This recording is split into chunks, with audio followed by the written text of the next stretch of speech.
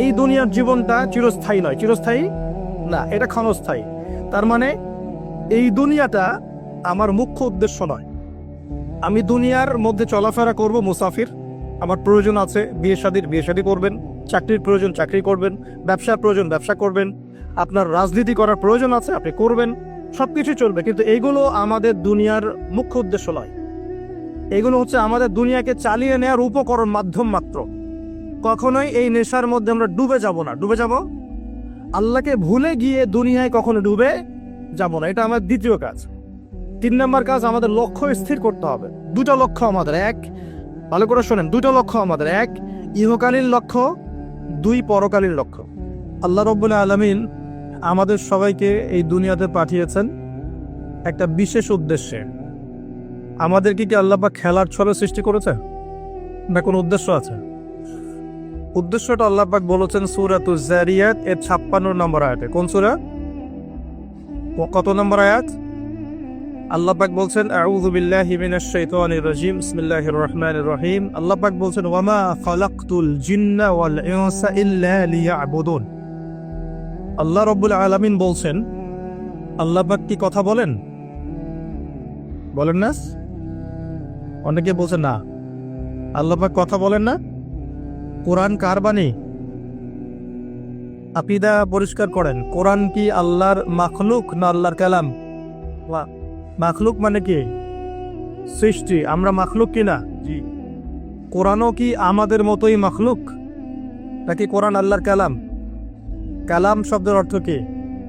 কথা বা বাণী। তার মানে আল্লাহ রাব্বুল আলামিন কথা বলেন, আল্লাহ রাব্বুল আলামিন বলছেন। তার মানে কি আল্লাহ পাক এটা ওহী নাজিল করেছেন। আল্লাহ পাক বলছেন ওয়ামা খালাকতুল জিন্না ওয়াল ইনসা ইল্লা লিয়াবুদুন।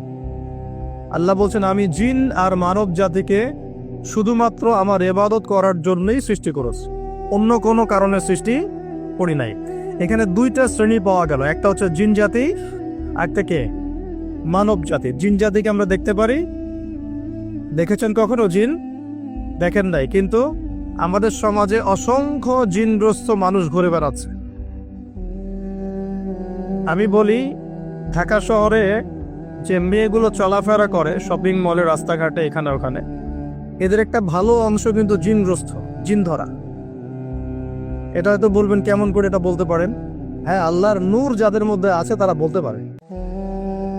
বহু মেয়ে আছে রাস্তাঘাটে ঘোরাফেরা করে, এরা জিনগ্রস্ত, জিন ধরা। জিন ধরা না হলে ওরকম নগ্ন হয়ে ঢং করে রাস্তায় চলাফেরা করতো না। উপর একটা জিনের প্রভাব কি আছে? আছে। বিশ্বাস করছেন না? আল্লাহর নবীজি বলেছেন, মুহাম্মদুর রাসূলুল্লাহ সাল্লাল্লাহু আলাইহি ওয়াসাল্লাম, যে যখন কোনো মেয়ে বেপর্দা হয়ে বাহিরে বের হয় তখন শয়তান মানে শয়তান জিন না ফেরেশতা? তখন শয়তান ওই মেয়ের সৌন্দর্যকে পুরুষের চোখে লোভনীয় বা আকর্ষণীয় করে তোলে। কে করে তোলে? শয়তান। তোমাদের কারো যদি কোনো গায়রে মাহরাম বেপর্দা কোনো মেয়েকে দেখে খারাপ চিন্তা জেগে যায়, তাহলে তোমরা বাসায় চলে যাবে। কোথায় যাবে? বাসায়। সেখানে গিয়ে তোমাদের স্ত্রীর সাথে সময় কাটাবে। ইনশাআল্লাহ তোমাদের সেই খারাপ চেতনা চিন্তা দূর হয়ে যাবে। তার মানে এই হাদিস থেকে প্রমাণ হচ্ছে শয়তান বেপর্দা মেয়েদেরকে সুন্দর করে উপস্থাপন করে।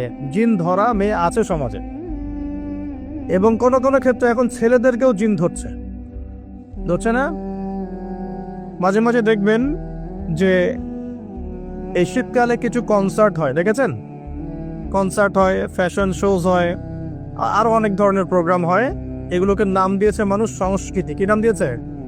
ওখানে উঠে দেখবেন যে বড় বড় চুল আছে, অনেক লম্বা লম্বা চুল, একদম স্টেজের উপর উঠে লাফালাফি ঝাপাঝাপি করছে। দেখেন নাই? মিউজিক্যাল কিছু ইনস্ট্রুমেন্ট নিয়ে, দেখেন নাই? তারপর কি মনে হয় এরা সুস্থ? এটা সবার সাথেই জিন শয়তান আছে। কি আছে? আচ্ছা, একটা কথা বলি, কোনো কোনো ক্ষেত্রে ওয়াজ মাহফিলের প্যান্ডেলেও দেখা যায় কিছু কমেডিয়ান, কিছু বাউল, এরা মানুষকে ডিজে জিকির শেখায়। দেখেন নাই? ডিজে জিকির, একজন গান গায়, একজন কথা বলে, কেউ চা খাওয়ায়, কেউ কফি খাওয়ায়, কেউ ঢেলেও দেয়, হ্যাঁ, কেউ উঠ বস করায়, কাউকে উঠতে বলে, কাউকে বসতে বলে। দেখবেন অনেক সময় লোকজন লাফালাফি করছে, বক্তা জিকির করছে, তার উপর হামলে পড়তেছে একদম। একটা দলিল দেখাবেন, খালি একটা দলিল যে নবী সাল্লাল্লাহু আলাইহি ওয়াসাল্লামের জামানায়, 4 খলিফার জামানায় তারা মসজিদে বসে এইভাবে জিকির করেছেন, একটা দলিল খালি দেখাবেন। যে কাজ নবী করেন নাই, তার সাহাবীরা করেন নাই। এখানে বহু ওলামায়ে কেরাম আছেন, আমি তাদের সামনে কথা বলতে লজ্জা ফিল করছি।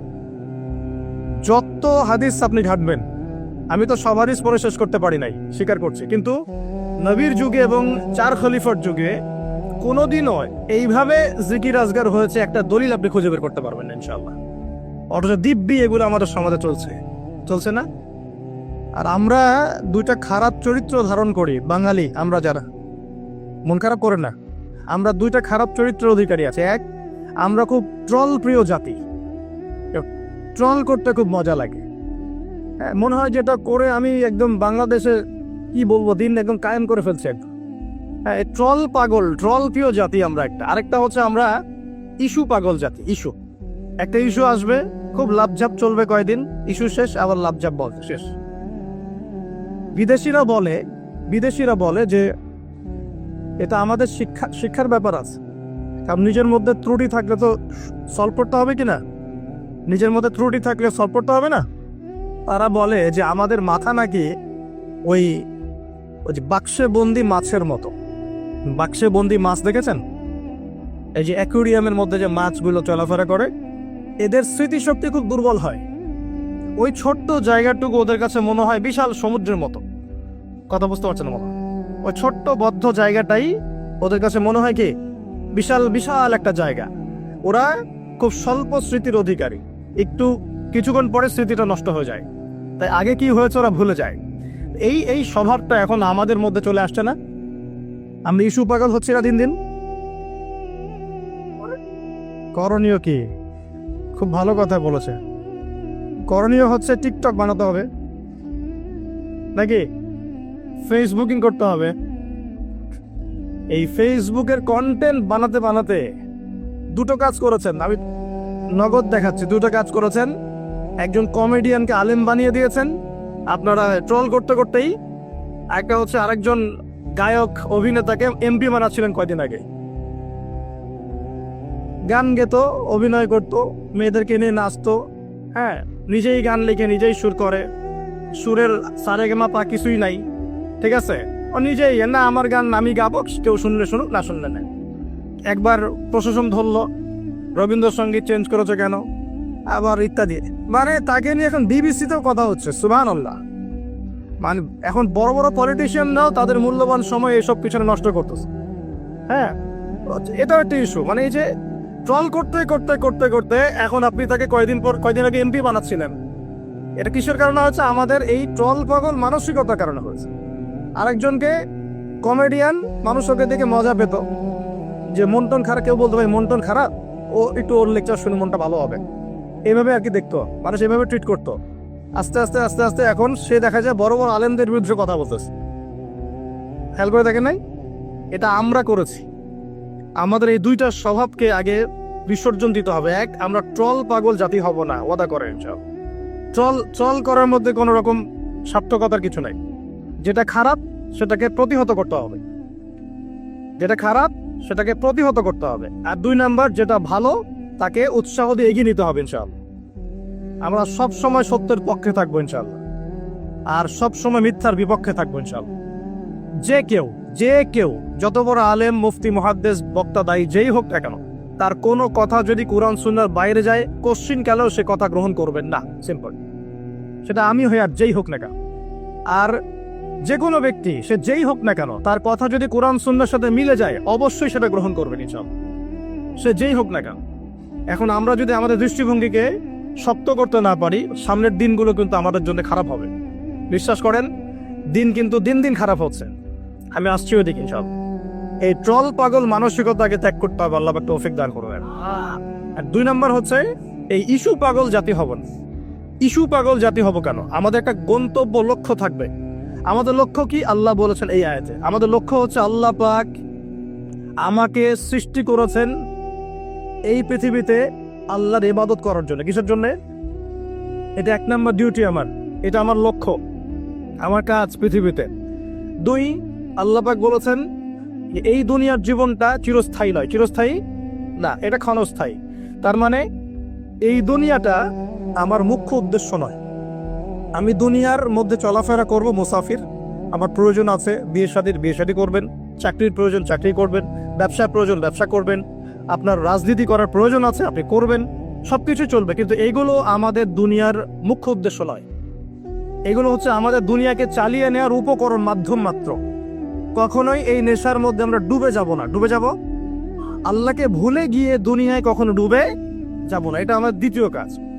3 নম্বর কাজ, আমাদের লক্ষ্য স্থির করতে হবে। 2টা লক্ষ্য আমাদের, 1, ভালো করে শোনেন, 2টা লক্ষ্য আমাদের, 1 ইহকালীন লক্ষ্য, 2 পরকালীন লক্ষ্য। কয়টা লক্ষ্য?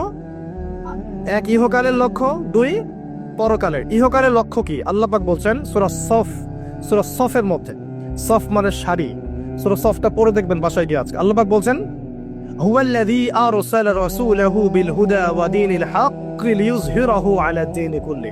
আল্লাহ পাক বলতে চাচ্ছেন যে তিনি সেই মহান আল্লাহ যিনি তার পক্ষ থেকে নবী রাসূল পাঠিয়েছেন, শেষ নবী মুহাম্মদ সাল্লাল্লাহু আলাইহি ওয়াসাল্লামকে পাঠিয়েছেন এবং আসমানি কিতাবসমূহ পাঠিয়েছেন, এই কোরআন সুন্নাহ নাজিল করেছেন। কি উদ্দেশ্যে? লিইয়ুযহিরাহু আলা দ্বীনি কুল্লি, যাতে করে দ্বীন ইসলাম, এই দ্বীন ইসলাম অন্য সমস্ত দ্বীনের উপর বিজয় লাভ করতে পারে। বলেন সুবহানাল্লাহ। তাহলে আরেকটা উদ্দেশ্য পেলাম। কি উদ্দেশ্য? এই দিন নিজে পালন করব এবং এই দিনকে অন্য দিনের উপর বিজয় ঘটানোর চেষ্টা করব। এখন উত্তর, প্রশ্ন যে এই দিন কি অটোমেটিকলি বিজয় লাভ করবে? মান্না এবং সালোয়া কি এখনো করবে, নাকি আমাদেরকে রিজিকের চেষ্টা করতে হয়? এই যে আমরা চাকরি বাকরি ব্যবসা করি, আল্লাহর কাছে দোয়া করি না, আল্লাহ আমাকে রিজিক দান করো, এই দোয়া করে কি ঘরে বসে থাকে, নাকি দোকান খুলি, কষ্ট করি, ব্যবসা করি, চাকরি করি, তাই করি না? একইভাবে আল্লাহ পাক বলেছেন দুনিয়াতে পাঠিয়েছি আমার ইবাদত করার জন্যে, এবং আল্লাহ পাক নবী রাসূল পাঠিয়েছেন বিশেষ করে শেষ নবী মুহাম্মদ সাল্লাল্লাহু আলাইহি ওয়াসাল্লামকে, যাতে এই দিন ইসলাম অন্য সমস্ত দিনের উপর বিজয়ী হতে পারে। এখন বিজয় কি এমনি এমনি হবে? কিভাবে বিজয় লাভ করবে? আল্লাহ বলছেন সূরা মুহাম্মাদে। কোন সূরায় বলেন? সূরা মুহাম্মাদ। কখনো পড়েছিলেন?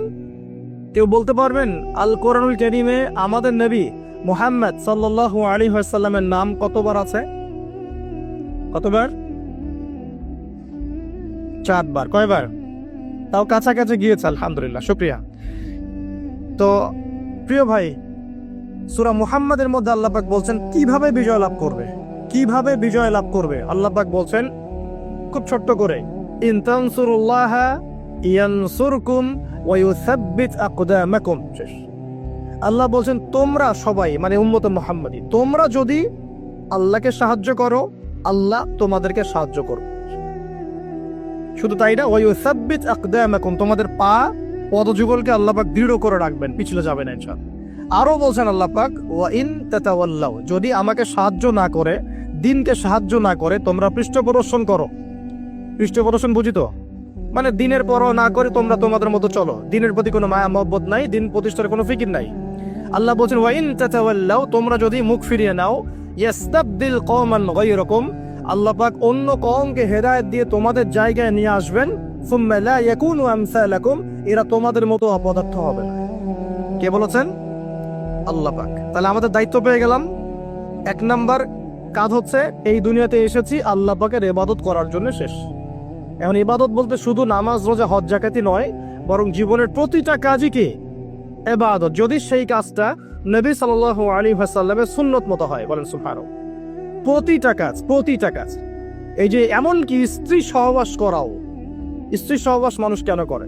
এটা আমাদের প্রবৃত্তির চাওয়া, এটা প্রবৃত্তি দমন করার জন্য হালাল পথ প্রয়োজন, হারামে গেলে গুনাহ হয়ে যাবে, এই জন্য হালাল পথে গিয়ে স্ত্রী সহবাস মানুষ করে, এর মধ্য দিয়ে বংশবৃদ্ধি হয়। এই কাজটা তো আমরা আমাদের স্বার্থে করি। ইস্তেনজা, পেশাব পায়খানা আমরা কার স্বার্থে করি? আমাদের স্বার্থে না অন্য কারো স্বার্থে? খাওয়া দাওয়া কার জন্য খাই? নিজের জন্য না অন্যের জন্য? ঘুমাই কার স্বার্থে? আমার ভালোর জন্য না অন্যের ভালোর জন্য?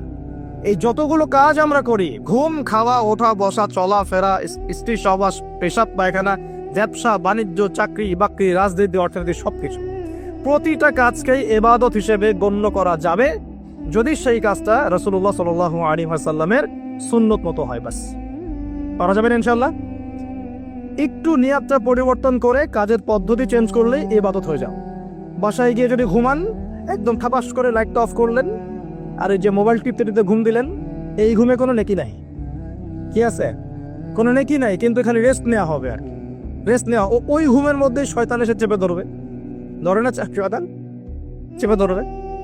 আর যদি বিছানটা সুন্দর করে ঝাড়েন, বিসমিল্লাহ বলে লাইটটা অফ করেন, দরজাটা বিসমিল্লাহ বলে বন্ধ করেন, এই যে আপনার খোলা যে পাত্রগুলো আছে, পানি খাওয়ার পাত্র, জগ, গ্লাস, এগুলোকে বিসমিল্লাহ বলে ঢেকে দেন। ঢাকার কিচ্ছু না পেলে একটা কাঠি অন্তত বিসমিল্লাহ বলে রেখে দিতে হয়। একটা কাঠি অন্তত বিসমিল্লাহ বলে রেখে দিতে হয়। তারপরে আপনি মশারি খাটাচ্ছেন, বিছানা ঝাড়ু দিচ্ছেন, পারলে একটু ওযু করে আসলেন, এসে পড়লেন একবার সূরা ইখলাস, একবার ফালাক, একবার নাস, মানে কুল হুয়াল্লাহু আহাদ, কুল আউযু বিরাব্বিল ফালাক, কুল আউযু বিরাব্বিন নাস পড়ে ফু দিয়ে এভাবে মাথাটাকে মাসাহ করলেন একদম গায়ের নিচ পর্যন্ত। এই কাজটা আরো একবার করলেন, আরো একবার করলেন, মানে 3 বার করলেন। এরপর আয়াতুল কুরসি পড়লেন, সূরা বাকারার শেষের 2টা বা 3টা আয়াত পড়লেন, যদি সম্ভব হয় সূরা মুলকটা পড়লেন। ওটা পড়ছেন না, ঠিক আছে, 33 বার সুবহানাল্লাহ, 33 বার আলহামদুলিল্লাহ, 34 বার আল্লাহু আকবার পড়লেন। পরে ডান দিকে কাত হলেন, হাতটাকে গালের নিচে রাখলেন, রেখে বললেন আল্লাহুম্মা বিইসমিকা আমুতু ওয়া আহইয়া। কি বললেন? আল্লাহুম্মা বিইসমিকা আমুতু ওয়া আহইয়া। আচ্ছা, কিচ্ছু পারেন না, এত কিছু কিছুই পারলেন না, শুধু ডান দিকে কাত হয়ে এখানে গালের নিচে হাত রেখে বললেন আল্লাহুম্মা বিইসমিকা আমুতু ওয়া আহইয়া। এখন আপনি 4 ঘন্টা, 4.5 ঘন্টা, 5 ঘন্টা, 6 ঘন্টা ঘুমালেন। এই যে সময়টুকু ঘুমিয়ে আছেন, আপনি বিশ্বাস করেন এই ঘুমানোর কারণে আপনার আমল নামে নেকি লেখা হবে। ঠিক এভাবেই জীবনের প্রত্যেকটা কাজকে ইবাদতে পরিণত করা সম্ভব যদি আমরা একটা সূত্র মেনে চলি। সূত্র হচ্ছে 2টা। কয়টা? 2টা। 1, সেই কাজটা হবে আল্লাহর সন্তুষ্টির জন্যে। কার জন্যে? আল্লাহর সন্তুষ্টির জন্যে। আর 2, সেই কাজটা হতে হবে আমাদের প্রিয় নবী মুহাম্মদুর রাসূলুল্লাহ সাল্লাল্লাহু আলাইহি ওয়াসাল্লামের তরিকা বা সুন্নত মোতাবেক। ব্যাস, শেষ। এভাবে আপনি জীবনের যে কোনো কাজ ইবাদত বানাতে পারেন। ইবাদত। ঘুম থেকে উঠেছেন, ইস্তেঞ্জা করতে যাবেন, বাথরুমে ঢুকলেন, গান গাওয়া শুরু করলেন, সাদা সাদা কালা কালা, হ্যাঁ, গান গায় মানুষ এখন বাথরুমে। মাঝে মাঝে আমরা সফর করি, একটা বাথরুমে ঢুকে দেখি পাশের বাথরুম থেকে গান আসছে। এরকম হয়নি কখনো? ফেস করেন নাই? আচ্ছা, তো কোনো নেকি নাই? নেকি আছে? উল্টা শয়তান ধরবে ওখানে। কি ধরবে? জিন শয়তান ধরবে, কারণ জিন শয়তান ওখানে থাকে। কিন্তু দুষ্ট জিন কোথা থাকে? বাথরুমে থাকে। এই যে আমরা বলি আল্লাহুম্মা ইন্নী আউযু বিকা মিনাল খুবসি ওয়াল খাবাইস, এটা কিন্তু দুষ্ট জিন এবং মহিলা জিন বোঝায় আর কি। ঠিক আছে, এক পুরুষ বাচক, একটা স্ত্রী বাচক। তো তার মানে জিনদের মধ্যেও পুরুষ মহিলা আছে, জিনদের মধ্যে বংশবৃদ্ধি হয়। ঠিক আছে, ইবলিস সম্পর্কে সূরা কাহফে আল্লাহ পাক বলেছেন কানা মিনাল জিন, সে ছিল জিনদের একজন। ফাসাকা আন আমরি রাব্বি, সে তার রবের আদেশ লঙ্ঘন করে ফাসাকি করেছিল। ঠিক আছে, তো ওদের মধ্যেও বংশবৃদ্ধি হয়। এখন বাথরুমে গিয়ে যদি এগুলো না করে বাম পা দিয়ে ঢোকেন, ঢোকার সময় বলেন বিসমিল্লাহ আল্লাহুম্মা ইন্নী আউযু বিকা মিনাল খুবসি ওয়াল খাবাইস, বসলেন, এবং বাম পায়ে, যে পায়ে আমি ব্যথা বলছি, যে বাম পায়ে ভর দিয়ে বসতে হয়। কোন পায়ে? আচ্ছা, এখন ইংলিশ টয়লেটের মধ্যে এখন বসেন বাম পায়ে ভর দিয়ে, কেমন করে বসবেন বলেন? আমি বলি, কিছু মনে করেন না, আমি বলি কি, আমরা প্রত্যেক দিন নামাজে বলি, সবাই বলি, ইমাম মুক্তাদি সবাই বলি গায়রিল মাগদুবি আলাইহিম ওয়ালাদ-দাল্লিন। মনে আছে? এখানে নবীজিকে প্রশ্ন করা হচ্ছে, ইয়া রাসূলুল্লাহ, মাগদুব কারা, দল্লিন কারা? আমরা যে বলি নামাজে আল্লাহ আমাকে মাগদুবের পথ থেকে বাঁচাও, দল্লিনের পথ থেকে বাঁচাও, ইহদিনাস সিরাতাল মুস্তাকিম, সরল পথ দেখাও। তো ইয়া রাসূলুল্লাহ সাল্লাল্লাহু আলাইহি ওয়াসাল্লাম, এই মাগদুব কারা আর দল্লিন কারা? নবীজি বলছেন, এক বাক্যে বলছেন, শোনো, আল মাগদুব হচ্ছে হুমুল ইহুদি, তারা হচ্ছে ইহুদি জাতি। কারা? ইহুদিরা কোথায় আছে এখন? হ্যাঁ, নামটা মনে থাকবে তো? আচ্ছা, ও কিন্তু এখন শক্তিশালী, আর ওরাই কিন্তু দাজ্জালকে অনুসরণ করবে, এটা মাথায় রাখেন। আচ্ছা, আর অনেকদিন বলছি দাজ্জাল বিশ্ব শাসন করবে, মানে কি, বিশ্বের প্রত্যেকটা ডিপার্টমেন্ট শাসন করবে। বিশ্বের প্রত্যেকটা department, politics, economics, finance, world affairs, আপনার মিডিয়া, প্রযুক্তি এবং অস্ত্রশস্ত্র, সবকিছু ওর নখদর্পণে থাকবে। সবকিছু না হলে সে বিশ্ব শাসন করতে পারবে না, সম্ভব না। কেউ যদি বিশ্বের অর্থনীতি নিয়ন্ত্রণ করতে না পারে, সে কি বিশ্ব শাসন করতে পারবে? এই যে শ্রীলঙ্কা কি বিশ্ব শাসন করতে পারবে? পাকিস্তান পারবে? পাকিস্তান কয়দিন পর দেউলিয়া হয়ে যাবে। পাকিস্তান কয়দিন পর কি হবে? দেউলিয়া হয়ে যাবে। হ্যাঁ, আর ওদেরকে দেখে যদি আমরা শিক্ষা না নেই, তাহলে আমাদের কপালও খারাপই আছে। ওইটা বললাম, ওদেরকে দেখে যদি আমরা শিক্ষা না নেই, তাহলে আমাদের খরিয়ত খারাপ আছে। আল্লাহ হেফাজত করুন বলে আমিন।